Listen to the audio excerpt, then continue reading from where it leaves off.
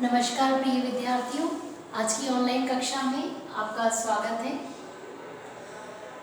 कल हमने online class के माध्यम से, जो लाइव क्लास है उसके माध्यम से प्रश्नावली का उदाहरण आपको समझाने का प्रयत्न किया था। इसके पहले जब क्लास में ये बताया गया कि वैयक्तिक अध्ययन पद्धति के अंतर्गत जब कोई शोधकर्ता कार्य करता है तो वो क्या करता है कि प्राथमिक या द्वितीयक स्रोत के माध्यमों से तथ्यों को संकलित करने का कार्य करता है। तो जो वो तथ्य संकलित करने का जो वो कार्य करता है उसके अंतर्गत हमने अवलोकन, प्रश्नावली या अनुसूची, इन प्रकारों के अध्ययनों के बारे में वहाँ पे विस्तृत रूप से चर्चा की थी।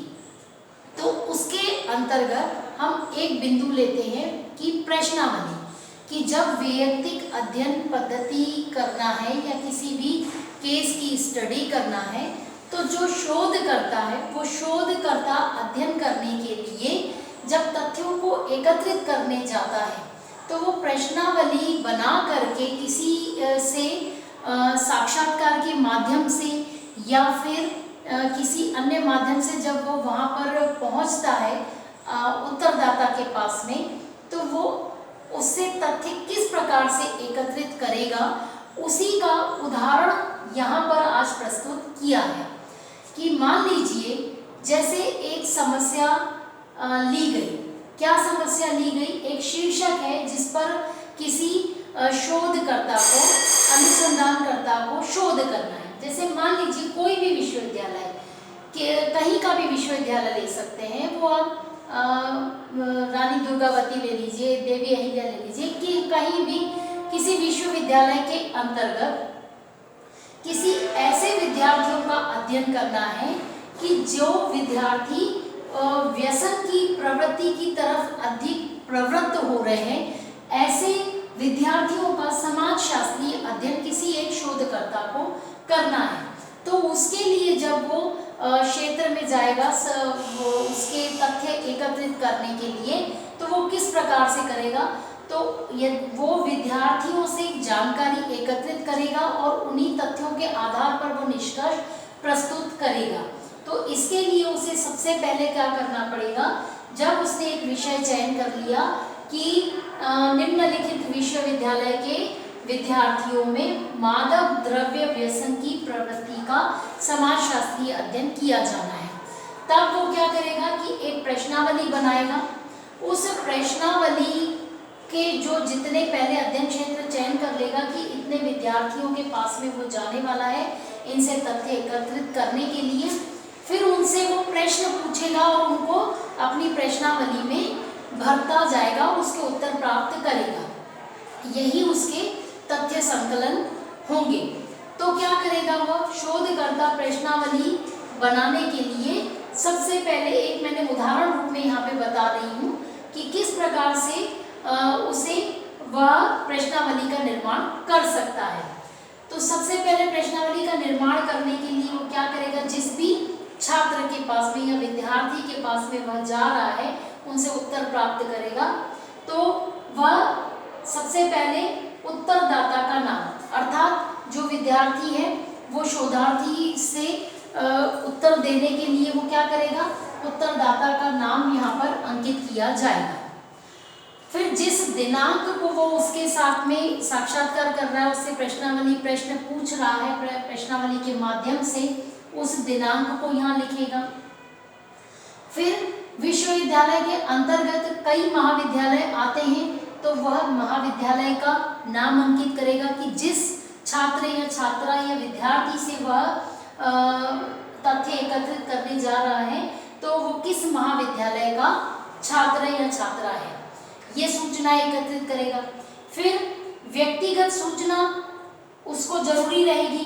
क्यों? क्योंकि जरूरी नहीं है कि पुरुष, आजकल स्त्री पक्ष यानी छात्र छात्राएं कई ऐसे हैं जो इन प्रवृत्तियों में प्रवृत्त हो रहे हैं। तो इस प्रकार से उसकी व्यक्तिगत सूचना में उदाहरण के रूप में जैसे लिंग की बात करें तो वो पुरुष है या स्त्री है। ये उसमें अंकित करेगा। फिर उसकी क्या आयु है, किस आयु का वो छात्र है, ये भी डाटा उसको बहुत ज़्यादा वहाँ पर अंत में निष्कर्ष के रूप में उसके सामने आएंगे कि किस आयु वर्ग के छात्र इसमें बहुत ज़्यादा प्रवृत्त हो रहे हैं। फिर उसकी वैवाहिक स्थिति, कि वैवाहिक स्थिति क्या है, क्या वो छात्र अविवाहित है, विवाहित है, विधवा है, विधुर है, या फिर वो तलाकशुदा है। इस प्रकार के इसमें ऑप्शन डाल करके भी वह उससे पूछ सकता है। फिर अगला धर्म की बात करें तो किस धर्म से उसका संबंध है, सिख है, मुस्लिम है, हिंदू है, या बौद्ध है, जैन है, या फिर कुछ अन्य है। इसके अलावा एक और इसमें बिंदु बढ़ाए जा सकते हैं, क्या वह अनुसूचित जाति से है, पिछड़े वर्ग से है, जनजाति से, किससे है, ये भी इसमें। तो ये बिंदु भी उसके कारण ये है कि किसमें इसकी नशे की प्रवृत्ति आखिर विद्यार्थी में कहाँ से आ रही है, ये सब वहाँ पर एनालिसिस करने में इसके बिंदु काम करेंगे। और इसी प्रकार से प्रश्नावली का निर्माण इसी आधार पर किया जाता है। फिर इसके आगे के क्रम में हम बढ़े तो वह पारिवारिक संरचना, पारिवारिक संरचना को इसलिए इससे संबंधित प्रश्नावली पूछी जाती है कि क्या परिवार की पारिवारिक पृष्ठभूमि के आधार पर यह तय किया जाता है कि किस व्यसन की प्रवृत्ति में आखिर उसके जाने का क्या कारण है। तो परिवार का प्रकार, परिवार के प्रकारों में ये समझ सकते हैं कि एकाकी परिवार है, कि संयुक्त परिवार है, या फिर विघटित परिवार है। एकाकी परिवार अर्थात केवल माता पिता और बच्चे रह रहे हैं, या फिर संयुक्त परिवार में माता पिता और दादा दादी या अन्य चाचा चाची या अन्य और भी परिवार के सदस्य हैं। तो इस प्रकार का यहाँ उसको बताया जाता है। परिवार के सदस्यों की संख्या की बात करें तो परिवार के सदस्यों की संख्या में क्या है कि कितने लोग हैं। यदि विघटित परिवार है, मान लीजिए परिवार टूट चुका है, तो क्या केवल माता और बच्चा रह रहा है, या पिता या बच्चा रह रहा है, या क्या है। तो परिवार के सदस्यों की संख्या, क्या इसका प्रभाव भी, क्या अकेलेपन का प्रभाव भी बच्चे के ऊपर इस प्रवृत्ति की ओर ले जाने के लिए उन्मुख तो नहीं हो रहा। ये भी डाटा उसको कलेक्ट करने में बहुत सहायता मिलती है। फिर आगे की बात करें कि शैक्षणिक सूचना, शैक्षणिक सूचना में आप ये बता सकते हैं, ये पूछ सकते हैं कि वो किस महाविद्यालय में पढ़ रहा है, या महाविद्यालय के साथ में वो किस पाठ्यक्रम में है, कौन से स्नातकोत्तर पर है कि स्नातक पर है, तो आखिर वो किस स्तर पर उसकी पढ़ाई है। फिर उस पाठ्यक्रम में भाग लेने के लिए वो किस ओर से प्रवृत्त हुआ, ये जानकारी भी इसमें जोड़ी जा सकती है।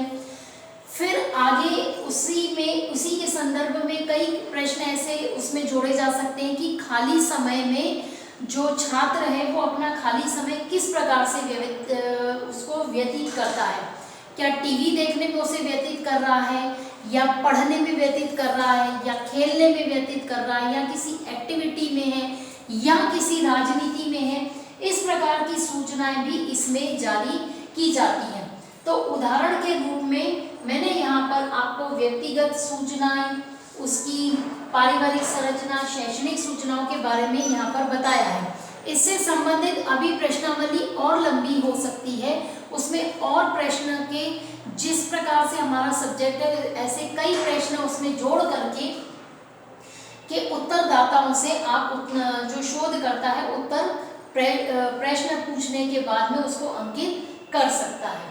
ठीक है, तो आज हमने यहाँ पे प्रश्नावली के उदाहरण को एक छोटे रूप में यहाँ पे समझने का प्रयत्न किया है, और जो कक्षा के माध्यम से इसके जो उदाहरण है वो पिक्स भी आपको भेजे जाएंगे, तो जिससे आपको ये प्रश्न और स्पष्ट हो जाएंगे कि किस प्रकार से आपको प्रश्नावली का उदाहरण रूप में किस प्रकार से उसके प्रश्न बनाए जा सकते हैं। ठीक है, आज की कक्षा के लिए यहीं तक। अन्य कक्षा में फिर किसी अन्य बिंदु के साथ में उपस्थित होंगे, तब तक के लिए धन्यवाद।